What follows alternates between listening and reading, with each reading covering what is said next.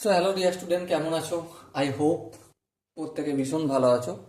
স্ক্রিনের উপর একটা প্রশ্ন দেখা যাচ্ছে। প্রশ্নটা কি সেটাকে মন দিয়ে পড়বো।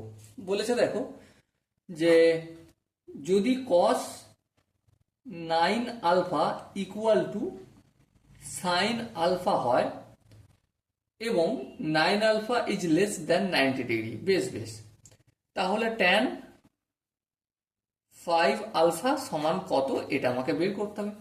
দেখো একটা জিনিস এখান থেকে বুঝতে পারছি, যদি আলফার ভ্যালুটা কোনো গতিকে ক্লিয়ার করে নিতে পারি তাহলে অঙ্ক হয়ে যাবে। সো তার জন্য এখানে পূরক কোণের কনসেপ্ট লাগাবো। কিভাবে লাগাবো দেখো, কস আছে তো এখানটা আমি সাইন করলাম। চলো তাহলে কি করছি, 1 × 90 ডিগ্রি মাইনাস 9 আলফা। বলো এটা আমি ঠিক লিখলাম না ভুল লিখলাম? দেখো এইখান থেকে বিচার করো, একের সঙ্গে 90 ডিগ্রি যদি গুণ করি সাইনটা কি হয়ে যাবে, কস হয়ে যাবে, কারণ এই একটা কি অড সিরিজের মধ্যে আসছে আমার। ঠিক আছে, 90 ডিগ্রি মাইনাস 9 আলফা মানে কোন জায়গায় পড়ছে, এইখানে পড়ছে, ফার্স্ট কোয়াড্রেন্টে পড়ছে, তার মানে এখানে তো পজিটিভ হবে। হ্যাঁ দেখো এখানে পজিটিভই রয়েছে, তার মানে ঠিক আছে, কোনো অসুবিধা নেই।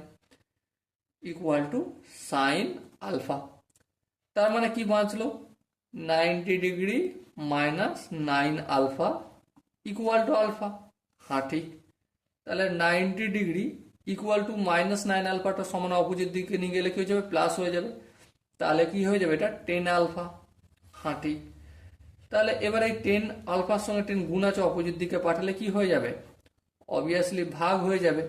90 ডিগ্রিকে যদি 10 দিয়ে ভাগ করি কত হবে, 9 ডিগ্রি হয়ে যাবে। হ্যাঁ, সেবারে দেখো tan 5 আলফা ইকুয়াল টু কত, tan 5 × 9 ডিগ্রি।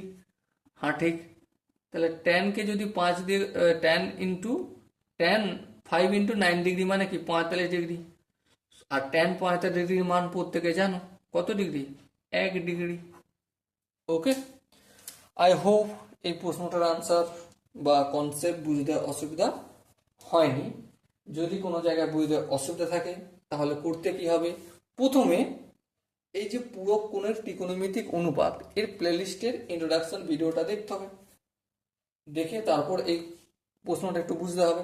তারপরে যদি না বুঝতে পারো কমেন্ট বক্স তো খোলাই রইল। ওকে, সো ডিয়ার স্টুডেন্ট, দেখা হচ্ছে পরবর্তী সেশনে। ততক্ষণ পর্যন্ত ভালো থেকো, সুস্থ থেকো এবং জয় হিন্দ।